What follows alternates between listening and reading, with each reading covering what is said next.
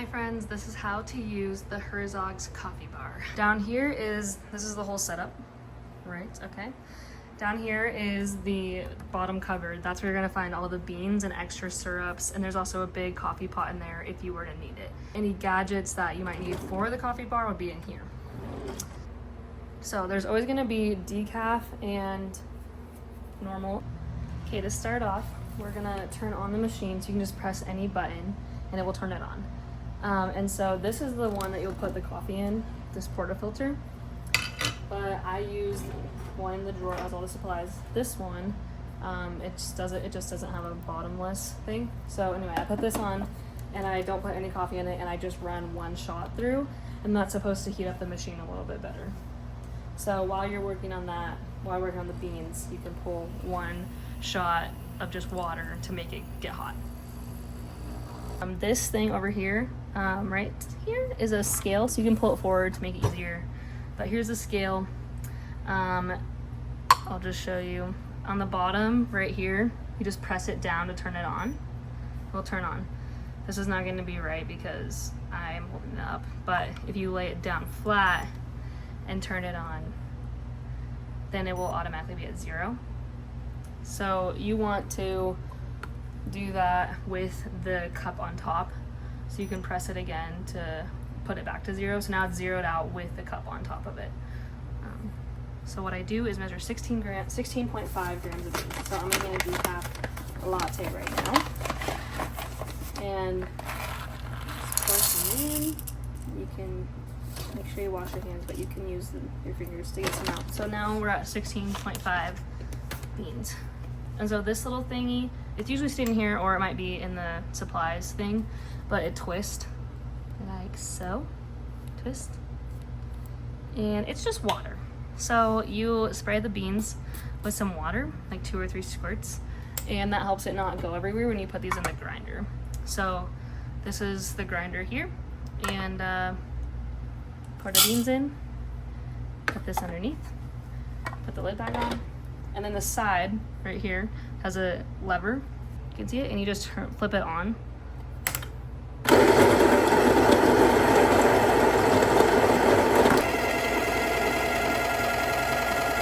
Okay, you can tell it's done when it starts making a certain noise at the end, and also you can just look in the top and see there's no more beans being ground. So now you have some ground coffee beans. So you take your bottomless portafilter, and this fits in here perfectly. So you want to take it like this and then just flip it over like so. This piece is in the drawer, but it slides on like this. And this is so that you can not make a mess. So there's another gadget right next to the grinder, and it's like a little whisk. And so once you have this on, you can whisk this around the coffee beans grounds, and this helps get all the clumps out. And then you can take off the top carefully because it still can make a mess. And then on top of the espresso machine is this. It's called a tamper. And whenever you put it in, it fits like perfectly like that.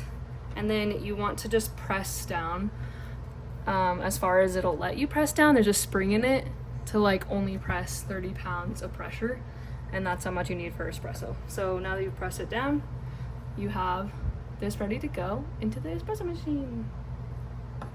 Okay, here we are over to the espresso machine. So you take off the one that we use to heat it up, and there's going to be water in it. You just stuff it into the bottom, and then take your nicely done thing. You can like wipe off any other grounds that got on the sides if you made a mess, and then you insert it. There's a little white thing here that says insert, and so you want the handle to be in line with that, and then it'll go up easy, and then turn it as far as you can go. And now it's ready to make a shot. So there's a bunch of coffee cups hanging up if you want a hot coffee. This is a bottomless portafilter, so it'll pour the 2 shots in one stream. So it's easiest to just use one of these cups. They're maybe at one point a bigger espresso cup to be able to do 2 shots into it, but I don't have that yet. So if you're making an iced coffee, I just make it into one of these mugs and then pour it into an iced coffee mug. Or if you're making an iced coffee in a mason jar, then those fit underneath here. So then you press the 2 shot button, and it's gonna pull a shot. We're gonna see if it's good. You can tell a shot is good by if it all comes together in the middle, and if it's not spraying out everywhere, which it's kind of spraying a little bit, but that's kind of just a problem I've had with the machine. So, but we have a pretty nice stream, so I'd say it's a decent shot. And then you can see the top.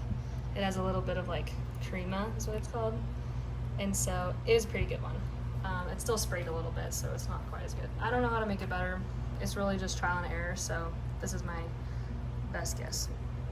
Okay, over here we have all of these flavors, and then there's more flavors underneath. There's like the sugar-free ones, and then the pumpkin spice and pumpkin pie for fall time are underneath in the cupboard.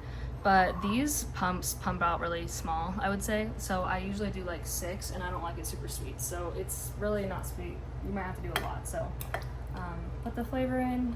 It's honestly better to do before you put the shot in, but I didn't do that. So flavor. Okay, so now for the milk, you're gonna use this thing. This is just gonna be on top of the espresso machine. And so inside, you can see like right here where the spout is, like starts to go out. That makes sense? That's where you would fill it up to with milk. So right at the bottom there, that's where you'd fill it up to. So gonna fill it up with milk now. Okay, so to do the milk, you're gonna wanna tilt it a little bit and then put the wand directly under the surface of the milk. And I kind of just use the spout behind here to rest it up against the back of the wand like this. And so once you turn it on, you're gonna go like 5 seconds of putting like big air bubbles in it. So you kind of bring it out of the milk a little bit, and then you put it under the milk for another until the outside gets hot to where you can't really touch it anymore. And that's gonna create the microfoam, which will break up the big air bubbles that you create at the beginning. So I can't really talk while I do it because it's really loud, so I'll show you.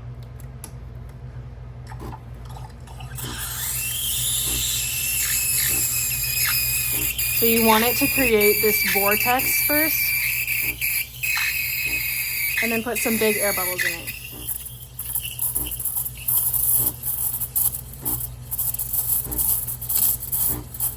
And now you have some big air bubbles in it, and now you're gonna try to make those into microfoam by just kind of moving it up and down, but leaving it under the surface, and it'll not sound very loud after that. If you want more foam, you put bigger air bubbles in it, but it's not gonna be like really nice and smooth foam, if that makes sense. Like a cappuccino, you'd probably put bigger air bubbles in it.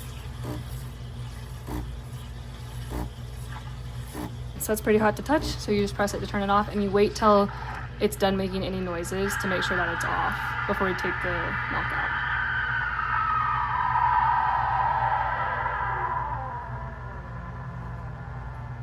So that's how you would know. You take it off, and then you can see in here that there's some bubbles. So kind of what I do to make those go away, which because you want it to be like smooth, is I just hit it on the counter. And some of them come out, and you can kind of pull it around. So here's the hard part, is I can never get the latte art, but you can try. You're supposed to like tilt it to the side and then pour this around.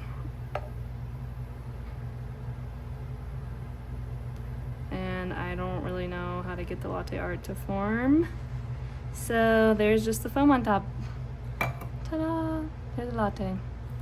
And now once you're done with the foam, the wand, put it over to the tray and then spray out anything that would get stuck in the nozzle by starting it again.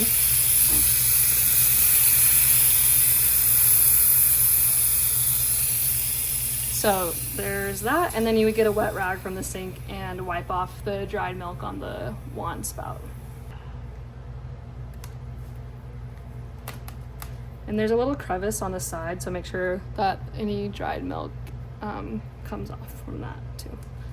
And then while I have the rag for that, I usually just give the machine a wipe down because it sprays on the back and stuff, and it just makes it look pretty.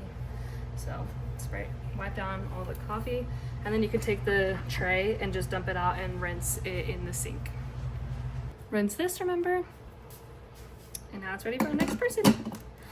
And then also just rinse this out in the sink and then wash it with some soap and then put it in, you can put it in the dish dryer and rack if you'd like. This one, if it has some grounds in it, I would rinse it out and then just put it back into the all the supplies drawer.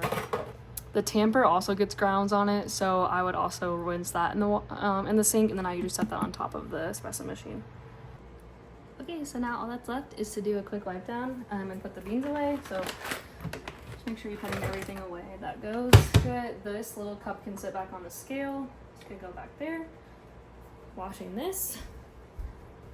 And then we've got our coffee. You can set it to a cleaner spot to move out of the way. And then use a rag to wipe down any grounds that maybe have gotten on the counter or milk or whatever else you spilled. And there's also a bunch of extra stuff in the fridge like caramel drizzle and cold foam, stuff to make cold foam. In the supplies drawer there'll be a milk frothing wand, a cold milk frothing wand to be able to make cold foam. I usually make that in a mason jar. Yeah, so just make sure to keep it nice and tidy. Thanks. Bye.